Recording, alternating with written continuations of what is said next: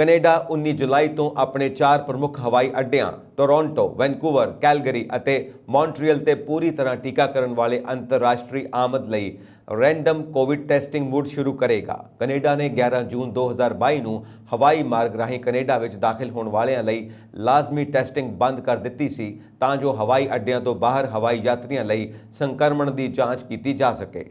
ਇੱਕ ਬਿਆਨ ਵਿੱਚ ਕੈਨੇਡਾ ਦੇ ਪਬਲਿਕ ਹੈਲਥ ਏਜੰਸੀ ਨੇ ਕਿਹਾ ਕਿ ਕੈਨੇਡਾ ਵਿੱਚ ਕੋਵਿਡ-19 ਵਾਇਰਸ ਦੇ ਆਯਾਤ ਨੂੰ ਟਰੈਕ ਕਰਨ ਅਤੇ ਚਿੰਤਾ ਦੇ ਨਵੇਂ ਰੂਪਾਂ ਦੀ ਪਛਾਣ ਕਰਨ ਲਈ ਟੈਸਟਿੰਗ ਸਾਡੇ ਨਿਗਰਾਨੀ ਪ੍ਰੋਗਰਾਮ ਦਾ ਇੱਕ ਮਹੱਤਵਪੂਰਨ ਹਿੱਸਾ ਸੀ ਅਤੇ ਬਣੀ ਹੋਈ ਹੈ। ਕੈਨੇਡਾ ਦੇ ਵੈਨਕੂਵਰ, ਕੈਲਗਰੀ, ਮੌਂਟਰੀਅਲ ਅਤੇ ਟੋਰਾਂਟੋ ਦੇ 4 ਪ੍ਰਮੁੱਖ ਹਵਾਈ ਅੱਡਿਆਂ ਤੇ ਹਵਾਈ ਰਾਹੀਂ ਪਹੁੰਚਣ ਵਾਲੇ ਉਹਨਾਂ ਯਾਤਰੀਆਂ ਲਈ 19 ਜੁਲਾਈ 2022 ਨੂੰ ਲਾਜ਼ਮੀ ਟੈਸਟਿੰਗ ਮੁੜ ਸ਼ੁਰੂ ਹੋਵੇਗੀ ਜੋ ਪੂਰੀ ਤਰ੍ਹਾਂ ਟੀਕਾਕਰਨ ਕਰਾ ਚੁੱਕੇ ਹਨ।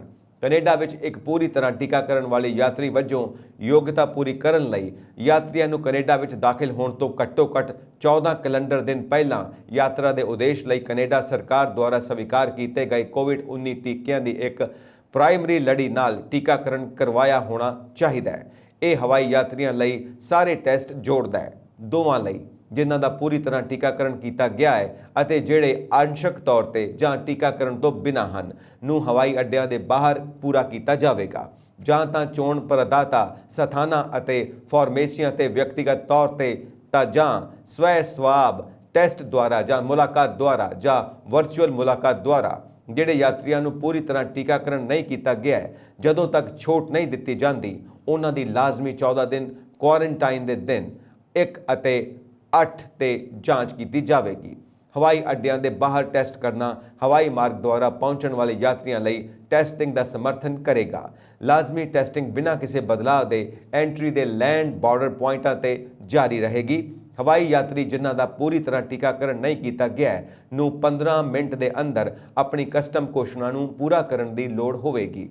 ਇੱਕ ਈਮੇਲ ਸੂਚਨਾ ਪ੍ਰਾਪਤ ਕੀਤੀ ਜਾਵੇਗੀ। ਈਮੇਲ ਵਿੱਚ ਉਹਨਾਂ ਦੇ ਖੇਤਰ ਵਿੱਚ ਇੱਕ ਟੈਸਟ ਪ੍ਰਦਾਤਾ ਨਾਲ ਉਹਨਾਂ ਦੀ ਜਾਂਚ ਦਾ ਪ੍ਰਬੰਧ ਕਰਨ ਵਿੱਚ ਮਦਦ ਲਈ ਜਾਣਕਾਰੀ ਹੋਵੇਗੀ। ਟੀਕਾਕਰਨ ਨਾ ਕੀਤੇ ਯਾਤਰੀ ਆਪਣੇ ਸਟੋਰਾਂ ਜਾਂ ਚੋਣਵੇਂ ਫਾਰਮੇਸੀਆਂ ਤੇ ਇੱਕ ਟੈਸਟਿੰਗ ਪ੍ਰਦਾਤਾ ਨਾਲ ਵਰਚੁਅਲ ਜਾਂ ਵਿਅਕਤੀਗਤ ਮੁਲਾਕਾਤ ਦੁਆਰਾ ਆਪਣੀ ਜਾਂਚ ਪੂਰੀ ਕਰ ਸਕਦੇ ਹਨ।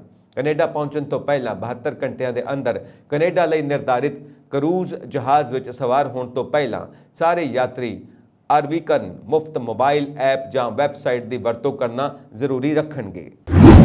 ਨਿਊਜ਼ੀਲੈਂਡ ਵਿੱਚ ਕੋਵਿਡ-19 ਦਾ ਕਹਿਰ ਜਾਰੀ ਹੈ। ਨਿਊਜ਼ੀਲੈਂਡ ਵਿੱਚ 7612 ਨਵੇਂ ਭਾਈਚਾਰਕ ਮਾਮਲੇ ਦਰਜ ਕੀਤੇ ਗਏ ਹਨ ਅਤੇ ਮਹਾਮਾਰੀ ਨਾਲ 22 ਹੋਰ ਮੌਤਾਂ ਹੋਈਆਂ ਹਨ। ਸਿਹਤ ਮੰਤਰਾਲੇ ਨੇ ਸੋਮਵਾਰ ਨੂੰ ਇਹ ਜਾਣਕਾਰੀ ਦਿੱਤੀ। ਇਸ ਵਿੱਚ ਕਿਹਾ ਗਿਆ ਕਿ ਇਸ ਤੋਂ ਇਲਾਵਾ 363 ਕੋਵਿਡ-19 ਕੇਸ ਹਾਲ ਹੀ ਵਿੱਚ ਵਿਦੇਸ਼ ਯਾਤਰਾ ਕਰ ਚੁੱਕੇ ਹਨ।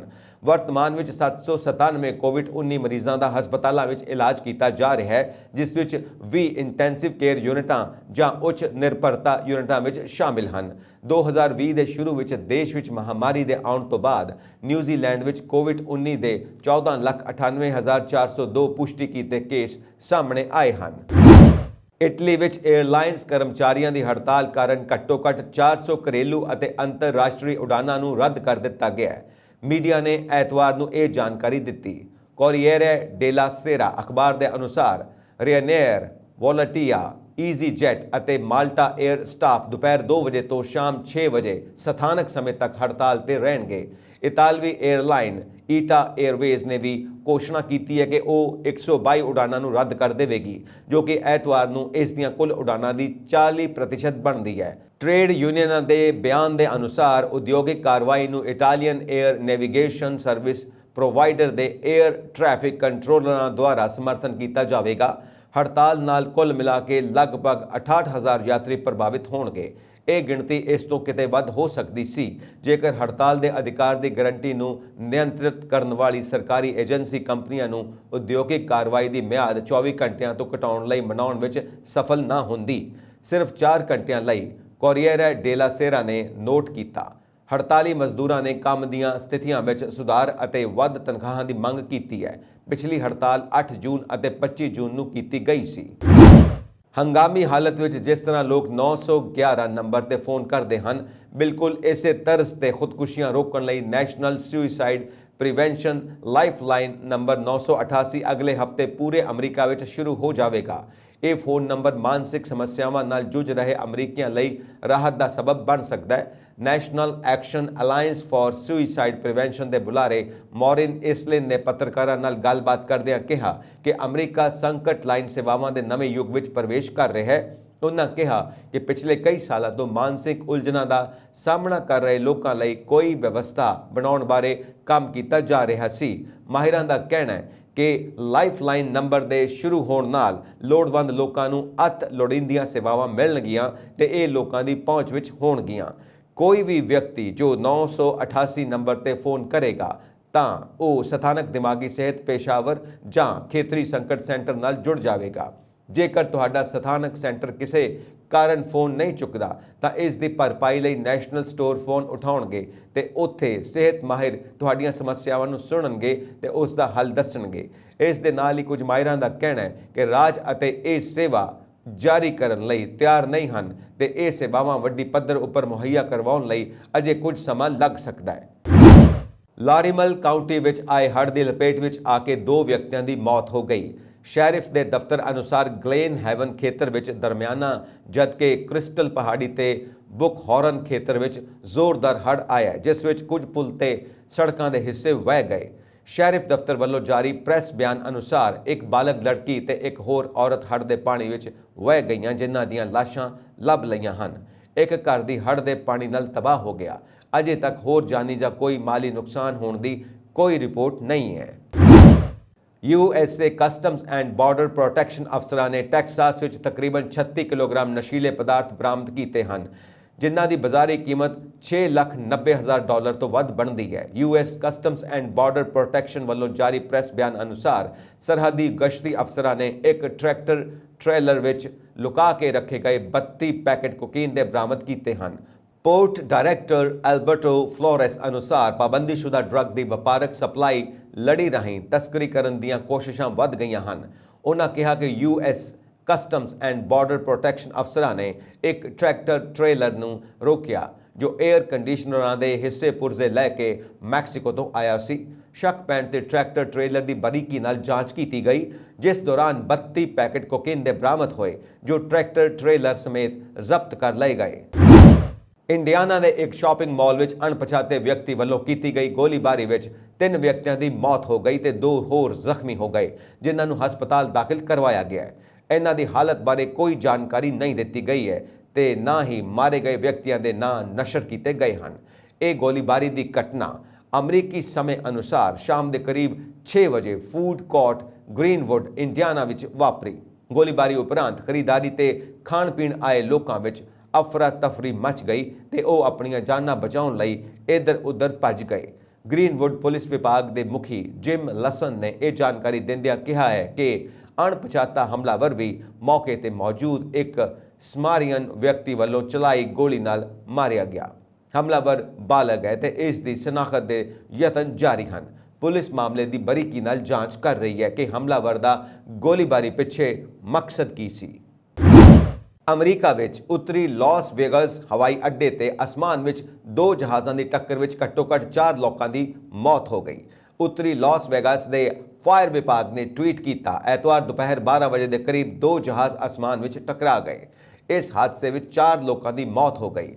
ਹਾਦਸੇ ਦੀ ਜਾਂਚ ਜਾਰੀ ਹੈ। ਸ਼ੁਰੂਆਤੀ ਜਾਣਕਾਰੀ ਤੋਂ ਪਤਾ ਲੱਗਾ ਹੈ ਕਿ ਪਾਈਪਰ PA-46 ਉਤਰਨ ਦੀ ਤਿਆਰੀ ਕਰ ਰਿਹਾ ਸੀ ਜਦੋਂ ਕਿ ਇਹ ਸੇਸਨਾ 172 ਨਾਲ ਟਕਰਾ ਗਿਆ। ਕੁਝ ਟੀਵੀ ਚੈਨਲਾਂ ਨੇ ਫੈਡਰਲ ਐਵੀਏਸ਼ਨ ਐਡਮਿਨਿਸਟ੍ਰੇਸ਼ਨ ਦਾ ਹਵਾਲਾ ਦਿੰਦੇ ਹੋਏ ਦੱਸਿਆ ਕਿ ਪਾਈਪਰ ਰਨਵੇ 30 ਰਾਈਟ ਦੇ ਪੂਰਬ ਵਿੱਚ ਇੱਕ ਖੇਤਰ ਵਿੱਚ ਕ੍ਰੈਸ਼ ਹੋ ਗਿਆ ਅਤੇ ਸੇਸਨਾ ਇੱਕ ਤਲਾਬ ਵਿੱਚ ਡਿੱਗ ਗਿਆ।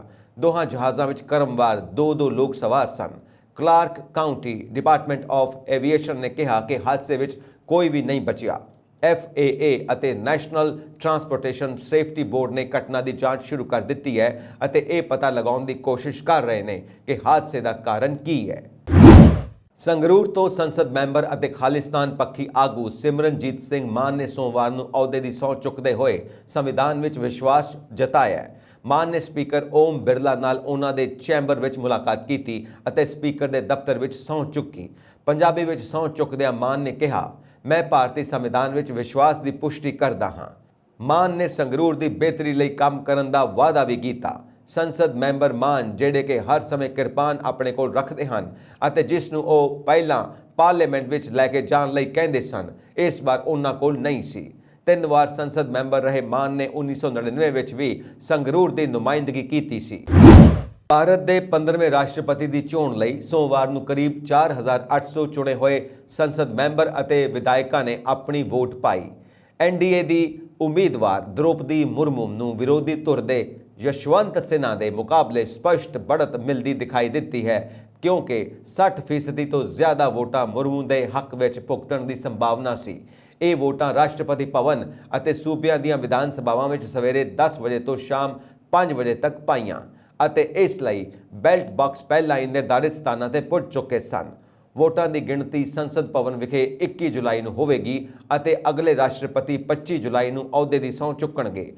ਬੀਜਦ, YSRCP, ਬਸਪਾ, ਅੰਨਾ ਦ੍ਰੁਮਕ, ਤੇਦੇਪਾ, ਜਦ ਐਸ, ਸ਼੍ਰੋਮਣੀ ਅਕਾਲੀ ਦਲ, ਸ਼ਿਵ ਸੈਨਾ ਅਤੇ ਝਾਮੂਮੋ ਵਰਗੀਆਂ ਖੇਤਰੀ ਪਾਰਟੀਆਂ ਦੇ ਸਮਰਥਨ ਨਾਲ ਮੁਰਮੂ ਦਾ ਵੋਟ ਸ਼ੇਅਰ 2/3 ਤੱਕ ਪੁੱਜਣ ਦੀ ਸੰਭਾਵਨਾ ਸੀ ਅਤੇ ਮੁਰਮੂ ਕਬਾਇਲੀ ਭਾਈਚਾਰੇ 'ਚੋਂ ਰਾਸ਼ਟਰਪਤੀ ਦੇ ਅਹੁਦੇ ਤੇ ਪੁੱਜਣ ਵਾਲੀ ਪਹਿਲੀ ਔਰਤ ਬਣਨ ਵਾਲੀ ਹੈ।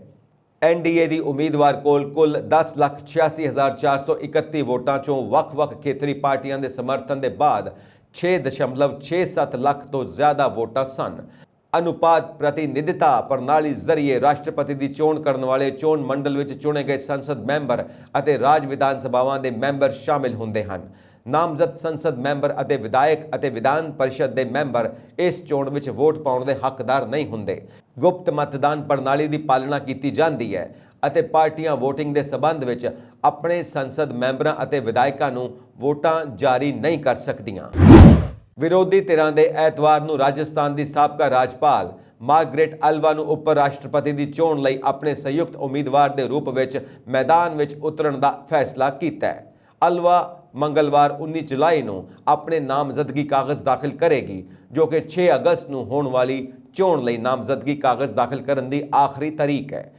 NDA ਨੇ ਉਪ ਰਾਸ਼ਟਰਪਤੀ ਅਹੁਦੇ ਲਈ ਪੱਛਮੀ ਬੰਗਾਲ ਦੇ ਰਾਜਪਾਲ ਜਗਦੀਪ ਧਨਖੜ ਨੂੰ ਆਪਣਾ ਸੰਯੁਕਤ ਉਮੀਦਵਾਰ ਬਣਾਇਆ ਹੈ। ਅਲਵਾ ਨੂੰ ਮੈਦਾਨ ਵਿੱਚ ਉਤਾਰਨ ਦਾ ਫੈਸਲਾ NCP ਦੇ ਮੁਖੀ ਸ਼ਰਦ ਪਵਾਰ ਦੀ ਰਿਹਾਇਸ਼ ਤੇ 17 ਪਾਰਟੀਆਂ ਦੇ ਵਿਰੋਧੀ ਨੇਤਾਵਾਂ ਦੀ ਬੈਠਕ ਵਿੱਚ ਲਿਆ ਗਿਆ। ਪਵਾਰ ਨੇ 2 ਘੰਟੇ ਚੱਲੀ ਮੀਟਿੰਗ ਦੇ ਬਾਅਦ ਐਲਾਨ ਕੀਤਾ ਕਿ ਅਸੀਂ ਸਰਵਸੰਮਤੀ ਨਾਲ ਉਪ ਰਾਸ਼ਟਰਪਤੀ ਦੇ ਅਹੁਦੇ ਲਈ ਸੰਯੁਕਤ ਉਮੀਦਵਾਰ ਦੇ ਤੌਰ ਤੇ ਮਾਰਗਰੇਟ ਅਲਵਾ ਨੂੰ ਉਤਾਰਨ ਦਾ ਫੈਸਲਾ ਕੀਤਾ ਹੈ। ਉਹਨਾਂ ਕਿਹਾ ਕਿ ਸਾਡੀ ਸਮੂਹਿਕ ਤੌਰ ਤੇ ਸੋਚ ਹੈ ਕਿ ਅਲਵਾ ਮੰਗਲਵਾਰ ਨੂੰ ਨਾਮਜ਼ਦਗੀ ਕਾਗਜ਼ ਦਾਖਲ ਕਰੇਗੀ। ਉਹਨਾਂ ਕਿਹਾ ਕਿ ਕੁੱਲ 17 ਪਾਰਟੀਆਂ ਨੇ ਸਰਬਸੰਮਤੀ ਨਾਲ ਉਹਨਾਂ ਨੂੰ ਮੈਦਾਨ ਵਿੱਚ ਉਤਾਰਨ ਦਾ ਫੈਸਲਾ ਕੀਤਾ ਹੈ ਅਤੇ ਤ੍ਰਿਣਮੂਲ ਕਾਂਗਰਸ ਅਤੇ ਆਮ ਆਦਮੀ ਪਾਰਟੀ ਦੇ ਸਮਰਥਨ ਨਾਲ ਉਹ ਕੁੱਲ 19 ਪਾਰਟੀਆਂ ਦੀ ਸੰਯੁਕਤ ਉਮੀਦਵਾਰ ਹੋਵੇਗੀ। ਉਹਨਾਂ ਕਿਹਾ ਕਿ ਅਸੀਂ ਮਮਤਾ ਬੈਨਰਜੀ ਅਤੇ ਅਰਵਿੰਦ ਕੇਜਰੀਵਾਲ ਨਾਲ ਸੰਪਰਕ ਕਰਨ ਦੀ ਕੋਸ਼ਿਸ਼ ਕਰ ਰਹੇ ਹਾਂ। ਉਹਨਾਂ ਅੱਗੇ ਕਿਹਾ ਕਿ ਇਸ ਚੋਣ ਵਿੱਚ ਝਾਮੂਮੋ ਵੀ ਵਿਰੋਧੀ ਧਿਰ ਦੇ ਨਾਲ ਸ਼ਾਮਿਲ ਹੈ। ਸ਼ਿਵ ਸੈਨਾ ਦੇ ਸੰਜੇ ਰਾਉਤ ਨੇ ਕਿਹਾ ਕਿ ਇਸ ਚੋਣ ਵਿੱਚ ਅਸੀਂ ਸਾਰੇ ਇਕੱਠੇ ਹਾਂ। ਅਮਰੀਕਾ ਦੇ ਚੋਟੀ ਦੇ ਸਿਹਤ ਅਧਿਕਾਰੀ ਡਾਕਟਰ ਐਂਥਨੀ ਫੌਸੀ ਨੇ ਕਿਹਾ ਕਿ ਮੰਕੀਪਾਕਸ ਦੇ ਪ੍ਰਕੋਪ ਨੂੰ ਰੋਕਣ ਲਈ ਹੋਰ ਸਖਤੀ ਵਰਤਣ ਦੀ ਲੋੜ ਹੈ।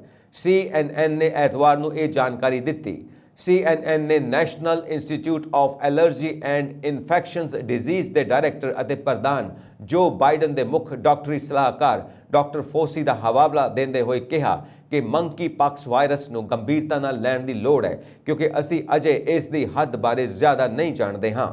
ਇਸ ਲਈ ਸੁਚੇਤ ਰਹਿਣਾ ਬਹੁਤ ਜ਼ਰੂਰੀ ਹੈ। ਅਮਰੀਕਾ ਦੇ ਰੋਗ ਨਿਯੰਤਰਣ ਅਤੇ ਰੋਕਥਾਮ ਕੇਂਦਰਾਂ ਦੇ ਅਨੁਸਾਰ ਅਮਰੀਕਾ ਵਿੱਚ ਬਹੁਤ ਸਾਰੇ ਲੋਕ ਮੰਕੀਪਾਕਸ ਵਾਇਰਸ ਨਾਲ ਸੰਕਰਮਿਤ ਪਾਏ ਗਏ ਹਨ। ਇਸ ਤੋਂ ਇਲਾਵਾ ਨਿਊਯਾਰਕ, ਕੈਲੀਫੋਰਨੀਆ, ਇਲੀਨੋਇਸ ਅਤੇ ਫਲੋਰੀਡਾ ਵਿੱਚ ਮੰਕੀਪਾਕਸ ਦੇ ਜ਼ਿਆਦਾਤਰ ਮਾਮਲੇ ਸਾਹਮਣੇ ਆਏ ਹਨ। ਸ਼ੁੱਕਰਵਾਰ ਤੱਕ ਦੇਸ਼ ਵਿੱਚ ਘੱਟੋ-ਘੱਟ 1814 ਮਾਮਲਿਆਂ ਦੀ ਪੁਸ਼ਟੀ ਹੋਈ ਹੈ। ਉਹਨਾਂ ਕਿਹਾ ਕਿ ਮੰਕੀਪਾਕਸ ਵਾਇਰਸ ਨਾਲ ਗ੍ਰਸਤ ਵਿਅਕਤੀ ਨੂੰ ਜਲਦੀ ਤੋਂ ਜਲਦੀ ਇਸ ਦੀ ਖੁਰਾਕ ਦੀ ਜ਼ਰੂਰਤ ਹੈ। ਦੂਜੇ ਦੇਸ਼ਾਂ ਵਿੱਚ ਖਤਰਨਾਕ ਹਾਲਤ ਪੈਦਾ ਹੋ ਰਹੇ ਨੇ, ਜਿਸ ਕਾਰਨ ਸਾਡੇ ਲਈ ਆਪਣੇ ਅਤੇ ਹੋਰ ਲੋਕਾਂ ਦਾ ਧਿਆਨ ਰੱਖਣਾ ਬਹੁਤ ਜ਼ਰੂਰੀ ਹੈ। ਇਸ ਤੋਂ ਬਚਾਓ ਲਈ ਖੁਰਾਕ ਵਿੱਚ ਵਾਧਾ ਕੀਤਾ ਗਿਆ ਹੈ। ਸ਼੍ਰੀਲੰਕਾ ਦੇ ਕਾਰਜਕਾਰੀ ਰਾਸ਼ਟਰਪਤੀ ਰਾਨਿਲ ਵਿਕਰਮਾਸਿੰਘੇ ਨੇ 20 ਜੁਲਾਈ ਨੂੰ ਹੋਣ ਵਾਲੀਆਂ ਰਾਸ਼ਟਰਪਤੀ ਚੋਣਾਂ ਤੋਂ ਪਹਿਲਾਂ ਦੇਸ਼ ਵਿੱਚ ਐਮਰਜੈਂਸੀ ਦੀ ਘੋਸ਼ਣਾ ਕੀਤੀ ਹੈ। ਦੇਸ਼ ਵਿੱਚ ਸਿਆਸੀ ਸੰਕਟ ਅਤੇ ਹਫੜਾ ਤਫੜੀ ਦਰਮਿਆਨ ਗੋਟਾਬਾਇਆ ਰਾਜਪਕਸ਼ੇ ਨੇ ਰਾਸ਼ਟਰਪਤੀ ਅਹੁਦੇ ਤੋਂ ਅਸਤੀਫਾ ਦੇ ਦਿੱਤਾ ਸੀ ਅਤੇ ਉਦੋਂ ਤੋਂ ਇਹ ਅਹੁਦਾ ਖਾਲੀ ਹੈ। ਦੇਸ਼ ਵਿੱਚ ਐਮਰਜੈਂਸੀ ਦਾ ਐਲਾਨ ਕਰਦੇ ਹੋਏ 17 ਜੁਲਾਈ ਨੂੰ ਇੱਕ ਸਰਕਾਰੀ ਆਦੇਸ਼ ਸੋਮਵਾਰ ਸਵੇਰੇ ਜਾਰੀ ਕੀਤਾ ਗਿਆ ਸੀ। ਦੇਸ਼ ਦੀ 225 ਮੈਂਬਰੀ ਸੰਸਦ ਵਿੱਚ 2 ਦਿਨ ਬਾਅਦ ਰਾਸ਼ਟਰਪਤੀ ਚੋਣਾਂ ਹੋਣੀਆਂ ਨੇ। ਮਹੱਤਵਪੂਰਨ ਗੱਲ ਇਹ ਹੈ ਕਿ ਪਬਲਿਕ ਸੇਫਟੀ ਆਰਡੀਨੈਂਸ ਦੇ ਭਾਗ 2 ਦੇ ਤਹਿਤ ਰਾਸ਼ਟਰਪਤੀ ਕੋਲ ਐਮਰਜੈਂਸੀ ਲਗਾਉਣ ਦੀ ਸ਼ਕਤੀ ਹੈ। ਆਰਡੀਨੈਂਸ ਦਾ ਇਹ ਹਿੱਸਾ ਦੱਸਦਾ ਹੈ ਕਿ ਜੇ ਰਾਸ਼ਟਰਪਤੀ ਦਾ ਵਿਵਹਾਰ ਹੈ ਕਿ ਪੁਲਿਸ ਸਥਿਤੀ ਨੂੰ ਸੰਭਾਲਣ ਲਈ ਅਸਫਲ ਰਹੀ ਹੈ ਤਾਂ ਉਹ ਹਥਿਆਰਬੰਦ ਬਲਾਂ ਨੂੰ ਕਾਨੂੰਨ ਅਤੇ ਵਿਵਸਥਾ ਬਣਾਈ ਰੱਖਣ ਲਈ ਕਹਿਣ ਦਾ ਆਦੇਸ਼ ਜਾਰੀ ਕਰ ਸਕਦੇ ਹਨ। ਸੁਰੱਖਿਆ ਬਲਾਂ ਨੂੰ ਛਾਪੇਮਾਰੀ ਕਰਨ, ਗ੍ਰਿਫਤਾਰ ਕਰਨ, ਜ਼ਬਤ ਕਰਨ, ਹਥਿਆਰਾਂ ਅਤੇ ਵਿਸਫੋਟਕਾਂ ਨੂੰ ਹਟਾਉਣ ਅਤੇ ਕਿਸੇ ਵੀ ਵਿਅਕਤੀ ਦੀ ਰਿਹਾਇਸ਼ ਵਿੱਚ ਦਾਖਲ ਹੋਣ ਅਤੇ ਉਸ ਦੀ ਤਲਾਸ਼ੀ ਲੈਣ ਦੀ ਸ਼ਕਤੀ ਹੈ। ਰਾਜਪਕਸ਼ੇ ਇਸ ਸਮੇਂ ਸਿੰਗਾਪੁਰ ਵਿੱਚ ਹਨ। ਹਵਾਬਾਜ਼ੀ ਰੈਗੂਲੇਟਰ DGCA ਦੇ ਅਧਿਕਾਰੀਆਂ ਨੇ ਐਤਵਾਰ ਨੂੰ ਦੱਸਿਆ ਕਿ 에ਅਰ ਇੰਡੀਆ ਐਕਸਪ੍ਰੈਸ ਦੀ ਬਹਿਰੀਨ ਕੋਚੀ ਉਡਾਨ ਦੇ ਕਾਕਪਿਟ ਵਿੱਚ 15 ਜੁਲਾਈ ਨੂੰ ਇੱਕ ਜ਼ਿੰਦਾ ਪੰਛੀ ਮਿਲਿਆ ਸੀ।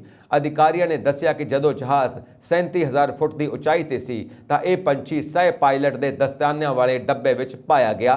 ਉਹਨਾਂ ਦੱਸਿਆ ਕਿ ਜਹਾਜ਼ ਨੂੰ ਕੋਚੀ ਵਿੱਚ ਸੁਰੱਖਿਅਤ ਉਤਾਰ ਲਿਆ ਗਿਆ ਹੈ। ਅਧਿਕਾਰੀਆਂ ਨੇ ਘਟਨਾ ਬਾਰੇ ਗੱਲ ਕਰਦੇ ਹੋਏ ਕਿਹਾ ਕਿ ਪਹਿਲੀ ਨਜ਼ਰੇ ਅਜਿਹਾ ਲੱਗਦਾ ਹੈ ਕਿ ਕਿਸੇ ਵਿਦੇਸ਼ੀ ਸਟੇਸ਼ਨ ਤੇ ਜ਼ਮੀਨੀ ਪ੍ਰਬੰਧਨ ਵਿੱਚ ਕੋਈ ਗੜਬੜੀ ਹੋਈ ਹੈ। ਇੱਕ ਹੋਰ ਘਟਨਾ ਵਿੱਚ 에ਅਰ ਇੰਡੀਆ ਐਕਸਪ੍ਰੈਸ ਦੀ ਕਾਲੀਕਟ ਦੁਬਈ ਉਡਾਨ ਨੂੰ 16 ਜੁਲਾਈ ਨੂੰ ਹੰਗਾਮੀ ਹਾਲਤ ਵਿੱਚ ਮਸਕਟ ਉਤਾਰਿਆ ਗਿਆ ਸੀ ਕਿਉਂਕਿ ਕੈਬਿਨ ਦੇ ਵਿਚਕਾਰ ਹਵਾ ਵਿੱਚ ਸੜਨ ਦੀ ਬੂ ਮਹਿਸੂਸ ਕੀਤੀ ਗਈ ਸੀ। ਬ੍ਰਿਟੇਨ ਵਿੱਚ ਸੱਤਾਧਾਰੀ ਕੰਜ਼ਰਵੇਟਿਵ ਪਾਰਟੀ ਦੇ ਕਰੀਬ ਅੱਧੇ ਸਮਰਥਕਾਂ ਦਾ ਮੰਨਣਾ ਹੈ ਕਿ ਰਿਸ਼ੀ ਸੁਨਕ ਇੱਕ ਚੰਗੇ ਪ੍ਰਧਾਨ ਮੰਤਰੀ ਹੋਣਗੇ। ਐਤਵਾਰ ਨੂੰ ਇੱਕ ਨਵੇਂ ਓਪੀਨੀਅਨ ਪੋਲ ਵਿੱਚ ਇਹ ਦਾਅਵਾ ਕੀਤਾ ਗਿਆ ਹੈ। ਦੀ ਸੰਡੇ ਟੈਲੀਗ੍ਰਾਫ ਦੀ ਇੱਕ ਖਬਰ ਮੁਤਾਬਿਕ JL ਪਾਰਟਨਰਸ ਵੱਲੋਂ ਕੀਤੇ ਗਏ ਓਪੀਨੀਅਨ ਪੋਲ ਵਿੱਚ 4,400 ਤੋਂ ਜ਼ਿਆਦਾ ਲੋਕਾਂ ਨੂੰ ਸ਼ਾਮਿਲ ਕੀਤਾ ਗਿਆ ਹੈ। ਇਸ ਵਿੱਚ ਇਹ ਗੱਲ ਸਾਹਮਣੇ ਆਈ ਹੈ ਕਿ 2019 ਦੀਆਂ ਆਮ ਚੋਣਾਂ ਵਿੱਚ ਕੰਜ਼ਰਵੇਟਿਵ ਪਾਰਟੀ ਦਾ ਸਮਰਥਨ ਕਰਨ ਵਾਲਿਆਂ ਵਿੱਚੋਂ 48% ਦਾ ਮੰਨਣਾ ਹੈ ਕਿ ਭਾਰਤੀ ਮੂਲ ਦੇ ਬ੍ਰਿਟਿਸ਼ ਨਾਗਰਿਕ ਸੁਨਕ ਇੱਕ ਚੰਗੇ ਪ੍ਰਧਾਨ ਮੰਤਰੀ ਸਾਬਿਤ ਹੋਣਗੇ। ਇਹ ਪਹਿਲਾ ਸਰਵੇਖਣ ਹੈ ਜਿਸ ਵਿੱਚ ਪ੍ਰਧਾਨ ਮੰਤਰੀ ਦੀ ਦੌੜ ਵਿੱਚ ਵਿਦੇਸ਼ ਮੰਤਰੀ ਲਿਜ਼ ਟਰਸ ਨੂੰ ਦੂਜੇ ਸਥਾਨ ਤੇ ਰੱਖਿਆ ਗਿਆ ਹੈ। ਸਰਵੇਖਣ ਵਿੱਚ ਸ਼ਾਮਿਲ ਵਿਅਕਤੀਆਂ ਚੋਂ 39% ਨੇ ਪ੍ਰਧਾਨ ਮੰਤਰੀ ਅਹੁਦੇ ਲਈ ਟਰਸ ਦਾ ਅਤੇ 33% ਨੇ ਵਪਾਰ ਮੰਤਰੀ ਪੈਨੀ ਮੋਡਰੈਂਟ ਦਾ ਸਮਰਥਨ ਕੀਤਾ ਹੈ।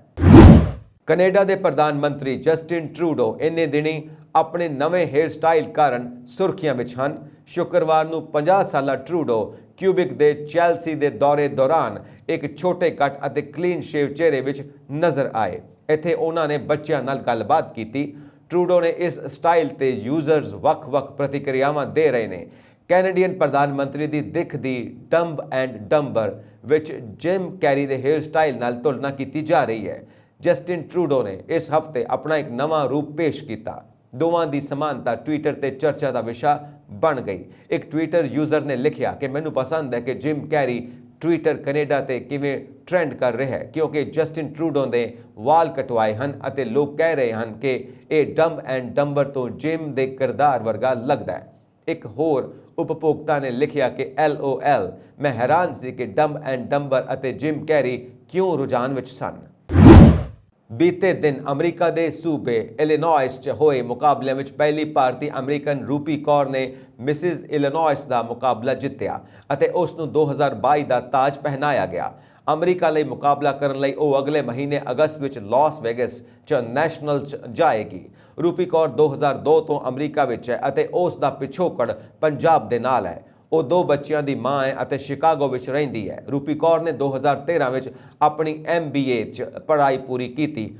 ਉਸ ਨੂੰ ਕੁਝ ਪ੍ਰਮੁੱਖ ਕਿਸਮਤ ਵਾਲੀਆਂ 500 ਕੰਪਨੀਆਂ ਵਿੱਚ ਕੰਮ ਕਰਨ ਦੇ ਮੌਕੇ ਮਿਲੇ ਹਨ ਅਤੇ ਵਰਤਮਾਨ ਵਿੱਚ ਕਾਰਪੋਰੇਟ ਵਿੱਚ ਕੰਮ ਕਰ ਰਹੀ ਹੈ। ਉਹ ਕੋਲਡਵੈਲ ਬੈਂਕਰ ਨਾਲ ਜੁੜੀ ਇੱਕ ਰੀਅਲ ਐਸਟੇਟ ਏਜੰਟ ਵੀ ਹੈ ਅਤੇ 2021 ਦੇ ਸ਼ੁਰੂ ਵਿੱਚ ਸ਼ਿਕਾਗੋ ਏਜੰਟ ਮੈਗਜ਼ੀਨ ਵਿੱਚ ਪ੍ਰਦਰਸ਼ਿਤ ਕੀਤੀ ਗਈ ਸੀ ਅਤੇ ਬਹੁਤ ਸਾਰੀਆਂ ਸੰਸਥਾਵਾਂ ਵਿੱਚ ਵੋਲੰਟੀਅਰ ਵੀ ਹੈ। ਉਸ ਦੇ ਸ਼ੌਕ ਯਾਤਰਾ ਕਰਨਾ, ਵੋਲੰਟੀਅਰ ਕੰਮ ਕਰਨਾ ਅਤੇ ਆਪਣੇ ਪਰਿਵਾਰ ਨਾਲ ਸਮਾਂ ਬਿਤਾਉਣਾ ਹੈ। ਉਹ ਫੈਸ਼ਨ ਸ਼ੋਜ਼ ਅਤੇ ਸੁੰਦਰਤਾ ਮੁਕਾਬਲਿਆਂ ਵਿੱਚ ਹਿੱਸਾ ਲੈਣ ਦਾ ਸ਼ੌਕ ਰੱਖਦੀ ਹੈ।